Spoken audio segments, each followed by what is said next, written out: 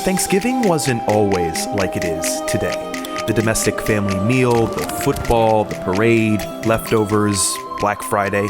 Like Christmas, it used to be a holiday of festivals, outdoor revelry, and drinking. And much like today's Halloween, in fact, children would dress up in costumes and go begging for money or treats.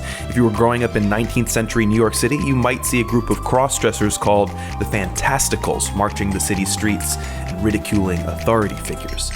It wasn't until the mid-1800s that Sarah Josepha Hale, the godmother of Thanksgiving as we know it, started writing her famous editorials in Godey's magazine, recontextualizing the holiday as a domestic occasion, one in which distant sons and daughters returned home for a family feast. She urged governors and presidents to adopt the last Thursday in November as a national holiday, and her letters shake with notes of urgency and despair as the country slid into civil war. Thanksgiving, she hoped, might hold together under the banners of brotherhood and gratitude, a fragile union.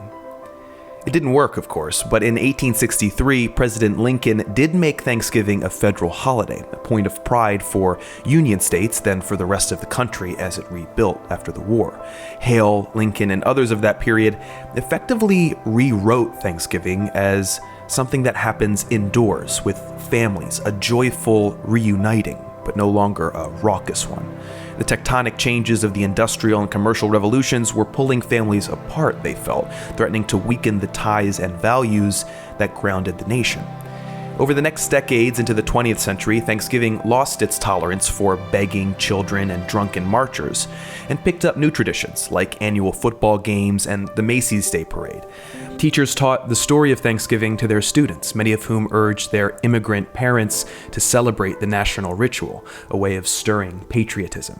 And as with all forms of assimilation, foreign cultures are both absorbed into and erased by the dominant culture. The Thanksgiving turkey and its many side dishes are a great metaphor for these twin tendencies, and many brought dishes from their own cultures into the feast to remember their diverse pasts, as long as the turkey reigned over all. This is all to say that traditions like Thanksgiving aren't natural by any means.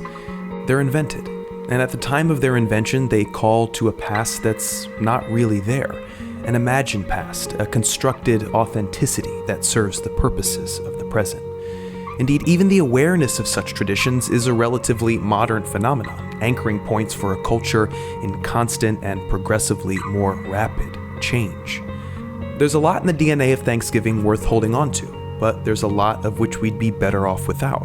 A rosy and false account of our early settlers' friendship with the Native Americans, an ideology of female domesticity, an anachronistic remnant of the separate spheres way of thinking that said a woman's rightful place was at home in front of the stove, the assimilation of other cultures, races, and classes into a largely white and largely Protestant system of thinking. For me, the core of Thanksgiving is family.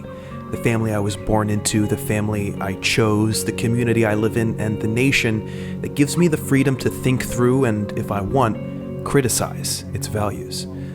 These days, in the wake of terror around the world, when our worst reactionary tendencies are flared by those far too willing to stoke fear and anger, it's worth remembering, I think, just how many different families we all belong to.